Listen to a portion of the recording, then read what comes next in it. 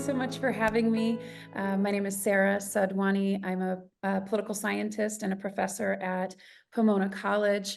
I also had the honor and privilege of serving on the California Citizens Redistricting Commission in this last cycle, and worked to ensure representation for the very diverse communities across California at the Assembly, State Senate, and congressional levels. Since that time, I've been really involved in many of the governance reform conversations, both at the City of Los Angeles. I worked with a host of scholars to develop a set of recommendations for the city in order to build out the ballot initiatives that are before voters this year around an independent redistricting commission for the City of Los Angeles, as well as for LAUSD, as well as for expansions on their ethics commission. And I've had the discreet honor of coming on board as a supporter of Measure G, and have looked at the provisions and had an opportunity to testify before the supervisors about just what we had learned, at least from the city process, that we've been through in the last couple of years. Oh, great. Thank you. And thank you for that context. It sounds like you've just been really involved in a lot of conversations around redistricting, and I think some of the inner workings of what is Measure G. But let's start from the beginning. If you could share what Measure G is and the key points that are important for voters to know about. Of course. So Measure G is a governance reform initiative really to transform the County Board of Supervisors. I would say there's many provisions within it, but I would say there's really about four main provisions. And so I'm going to focus in on those. The first one is the creation of an elected CEO's position. As it stands right now, the Board of Supervisors has 5 members. It is both a legislative and executive branch. So when we think about most of the forms of our democratic institutions in the United States, from a very young age, most of us learn about checks and balances, that the executive branch and the legislative branch work to check one another, to provide these kinds of checks and have a separation of power. And of course, a judiciary that will come in to adjudicate those questions as they arrive regarding policy. That's not how the Board of Supervisors works. It's not how many boards work throughout the nation, though there has been an ongoing push to reform these systems dating back really to about the 1980s. So to create an elected CEO's position would really transform the board and create an executive branch that does not exist, and would be a check on the legislative branch of those supervisors. A second piece is the board expansion. So currently, there are only 5 members of the LA County Board of Supervisors. We have nearly 10 million residents in the city of Los Angeles. We are the most populous county in the United States. And with that, we have only 5 members. That means their districts are over approximately 2 million people in those districts, which is enormously large. And they have a huge job to do. They have a budget of roughly $45 billion. That is billion with a B.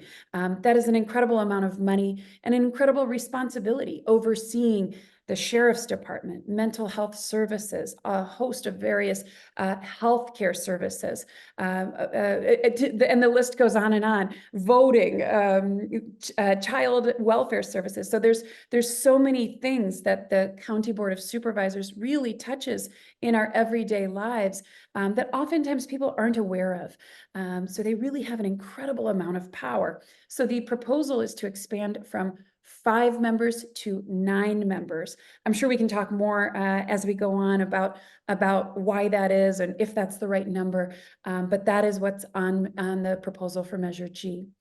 In addition, there's the creation of a permanent ethics commission. This would be written into the county charter language, which is important. The supervisors had talked about the possibility of just creating an ethics commission, something they have never done previously, even though they should have had they do have that power to do so. But through ordinance, an ethics commission can ultimately be defunded by the supervisors.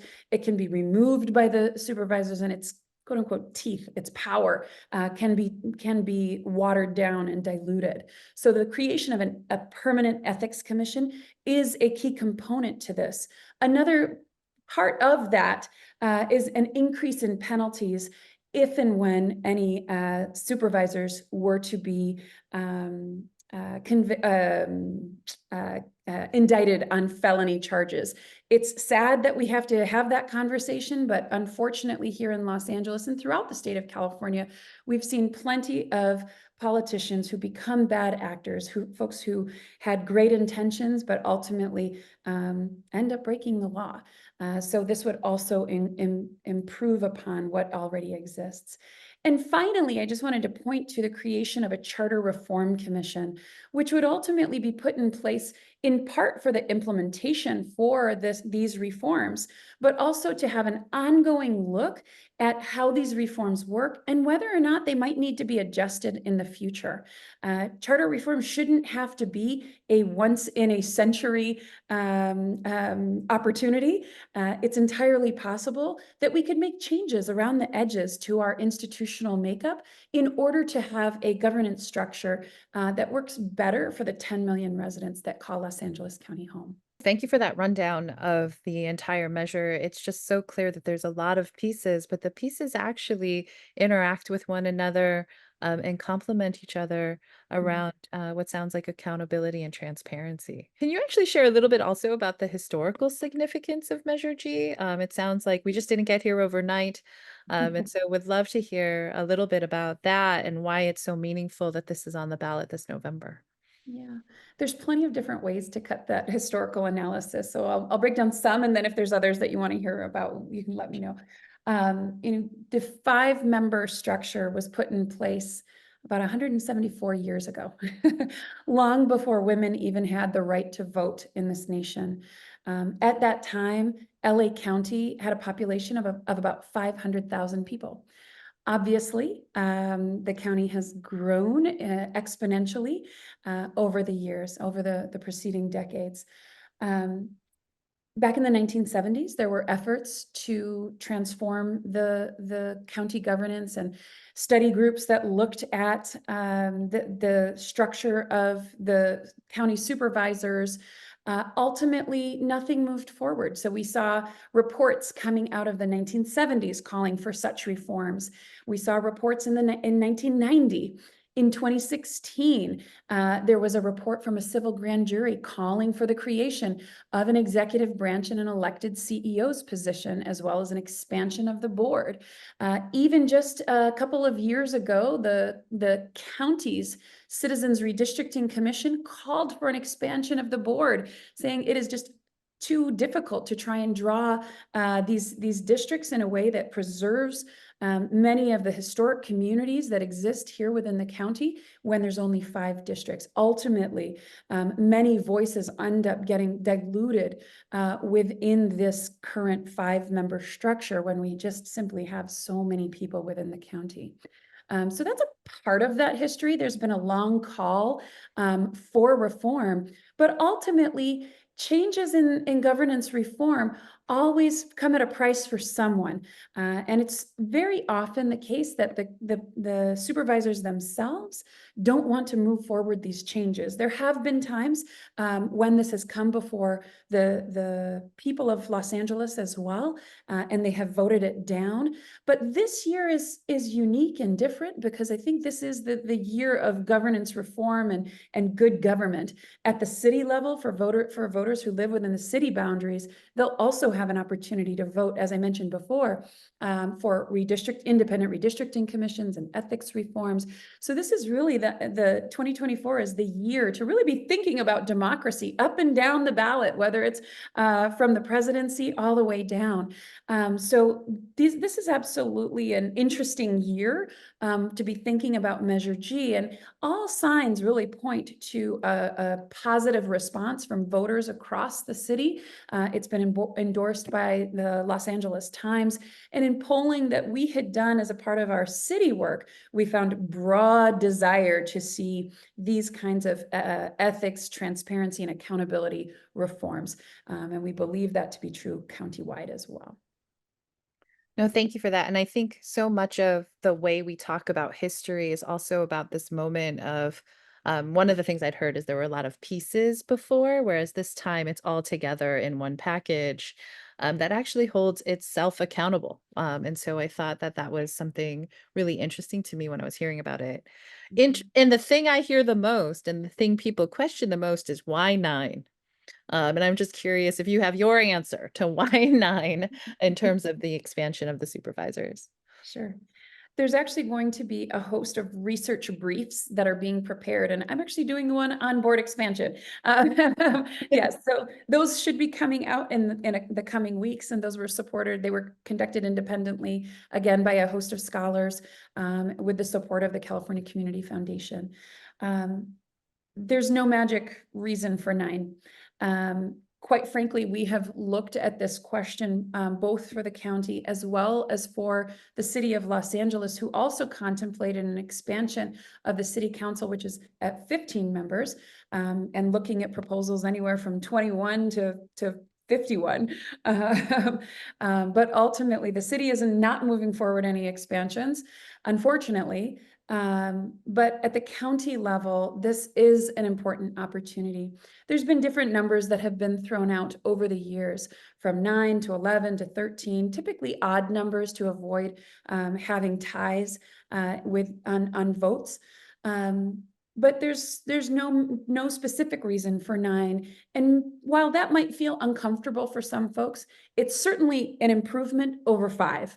And 9, as we've looked at just in doing some preliminary redistricting, 9 districts could be fashioned in such a way to improve representation for some communities that are covered under the Voting Rights Act. So the Voting Rights Act, of course, you might be familiar with that historic bill from 1965 that Martin Luther King marched across the bridge in Selma, Alabama, to pass, to ultimately advocate for and pass. The Voting Rights Act, as applied in the state of California, typically has coverage for Latinos, for African Americans, as well as for Asian Americans. And even with 9 seats from some of just the preliminary drawings that we've attempted to do, it would be possible to improve representation for some of these covered communities that have faced exclusion historically at the ballot box. So while the population of Asian Americans in LA County is roughly 1.5 million, they wouldn't necessarily constitute an entire supervisorial district necessarily, given the spread of Asian Americans throughout the county. But certainly there are iterations that could be drawn in which a district could have a large influence for Asian Americans and increased representation for Latinos while maintaining representation for African Americans as well. At present, Latinos are roughly half of the county's population, and yet there's only 1 Latino member on the board of supervisors of 5 people. So this could also be an opportunity to increase representation for various communities of color. And with that Charter Reform Commission that's also established under Measure G, it creates an opportunity for future iterations, for a panel of engaged citizens to take a look and say, is 9 the right number? Do we need to bump it up to 11? Maybe we need to go to 15. So those are definitely questions that could be revisited in the future, given the new structure and the ongoing Charter Reform Commission that will be established. It's so interesting to hear too, just this idea of having a constant government reform commission could actually continue to introduce, but also keep the information and the data up like current, relevant, and adapting to our population size. You did mention that this could increase representation for our communities. Just curious, like, what does that look like on the ground for, let's say, Asian and Pacific Islander communities? And how is it different than what we're experiencing right now, from your Mm. opinion? Yeah, there Yeah. has never been an Asian American county supervisor in our long history, despite the exploding population of Asian Americans in Los Angeles County, as well as nationwide. Los Angeles, which is home to so many diverse Asian American communities, has never had the opportunity to be represented by an Asian American themselves. Many years ago, before I returned to academia and had gotten my PhD, I had worked at the Asian Pacific American Legal Center, today known as Asian Americans Advancing Justice. And at that time, in the early to mid 2000s, one of the ongoing issues was advocating to the county for translation services for API communities in the county hospitals. People coming with horrible diseases or emergencies, and having to have their young children translate for them, things that young children sometimes should not have to hear about their parents. These continue to be ongoing issues county-wide, and being able to elect a candidate of their choice for Asian American communities could most certainly go a long way in improving service delivery, which is ultimately what the county does a whole lot of. It could improve the kind of outreach that even the registrar's office, something I know that CAUSE does a whole lot of, and the kinds of services and language accessibility that could be provided. So representation matters. In the Latino community, as I mentioned before, it could create an opportunity. Again, it would come down to how those districts are actually drawn, and that would go to an independent redistricting commission that would be formed in 2031 following the 2030 census. So this isn't something we're talking about doing immediately, but further down the line. In the Latino community, as I mentioned before, currently there's only one district where a Latino represents the community. And I think people have largely seen that as an important voice on the Board of Supervisors. And sadly, it required one of the first VRA, Voting Rights Act lawsuits back in the 1980s and early 90s, the Garza case, to actually create that seat. As we've seen over time, power is not easily shared. People don't necessarily want to do that. In the case of the Latino community here in Los Angeles, it required legal action to actually create that seat and ensure that there could be representation for Latinos. This Measure G creates an opportunity in which, if the districts are drawn in such a way, it could most certainly also create an opportunity for whether it's an Asian American to actually sit on the board, or certainly a supervisor who is very much aware and tuned with the Asian American community and their needs. It's interesting that you bring up this idea of shared power. I actually um, was very interested in knowing that the supervisors, three of the supervisors, did help get this on the ballot. And I think that what is the value for them as supervisors for this expansion as well? Because I think there is some question as to that motivation, but it seems like it's a government reform package that could really benefit the county. So curious if you have any insight there. Yeah. I can't tell you exactly what's on the minds of each of those members, Sure, sure. No, of course. but from the conversations with them, I can tell you a little bit about what I've heard.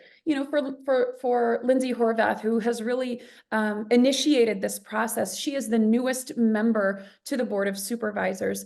And one of the things that I've kind of heard from her staff as well is just how frustrating it's been coming into this position and really trying to understand how the county works. It's incredibly opaque. There's all sorts of components that simply do not exist within the county structure that would exist in city council or would exist in state government.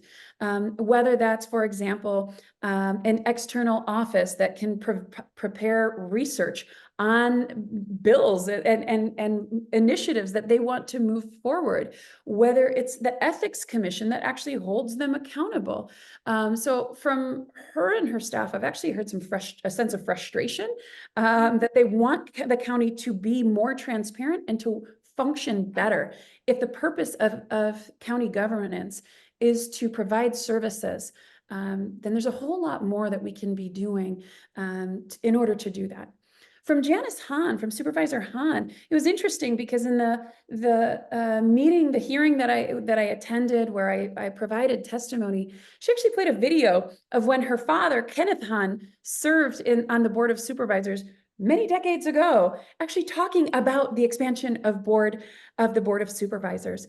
So I think for Supervisor Hahn, and again, I don't want to speak on their behalf by any means, but certainly she had mentioned in that meeting that this is work that is unfinished, and perhaps maybe a part of a legacy that she would like to leave, a mark that she would like to leave on the Board of Supervisors to expand the table to ensure that more voices can be heard in this place of governance.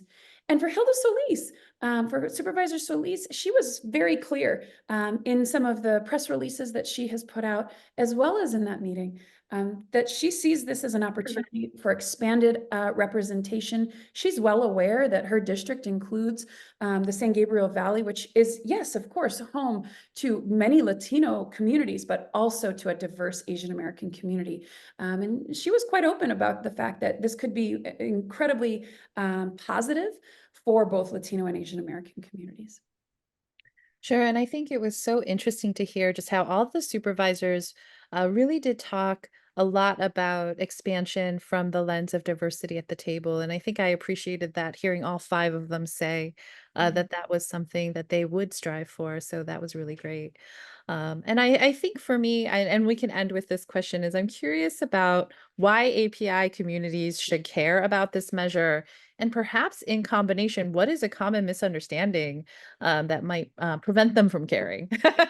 Yeah, well, I mean, there are all sorts of pieces kind of rumbling around about the process that was taken to get to this point. And I think while it would have been great to have a long process, to have a commission who studied the issues and developed a set of proposals and had a strong community engagement, um, they had attempted to do that. Actually, I was contacted by members at the county almost 2 years ago about the possibility of forming some sort of study group. For me personally, I'm a one-woman shop. I'm a lowly professor at Pomona College. And when I took a look at the proposal, it was, I don't know, 60, 70 pages long. It required all sorts of information. You had to have your own company established. I didn't have the bandwidth to even fill that out, even if I wanted to get involved in that process. And ultimately, that kind of reform process never moved forward for whatever its reason. So Supervisor Horvath had advanced this measure, drawing upon the many reports that have been conducted dating back to the 1970s, looking at many of these reforms. And I believe she and Supervisor Hahn put out their own study of these issues. I think cost is another piece that constantly sort of comes up about what is this really going to cost the county.